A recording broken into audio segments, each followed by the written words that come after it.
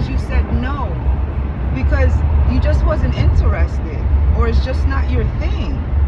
It's just not who you want, right? And some people will go out their way to try to ruin not only your reputation, but their own, and all those that fall into the web of their bullshit. You know, it's like hurt is spoken in so many ways, and pain is expressed in a lot of ways, where it'll either confuse you, them, or both, you know, because not everybody knows how to regulate their emotions, cope with them, let alone understand them, to comprehend that, you know, people can say no.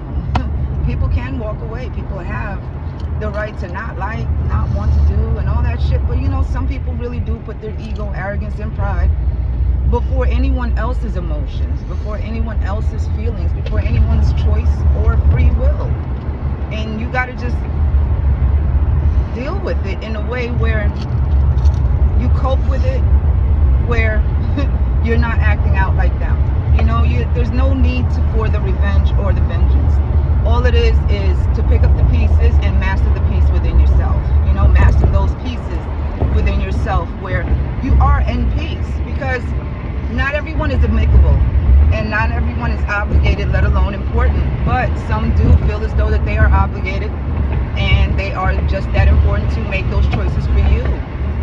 And they're the type to, you know, try to ruin other people's reputation, do the whole ID fraud and credit shit, and, you know, tapping into the Wi-Fi, having the copycats try to take your money and say that you're the whore, you're the alcoholic, try to take your children away, the fake ass daggone cop checks, and, you know, it's a whole bunch of shit just to disturb your peace, because they're still holding on to pieces of you that they themselves can't let go, because those are the parts of you that they themselves know that they mishandled. They themselves know that they just didn't do right. But accountability, responsibility is not what all people can handle.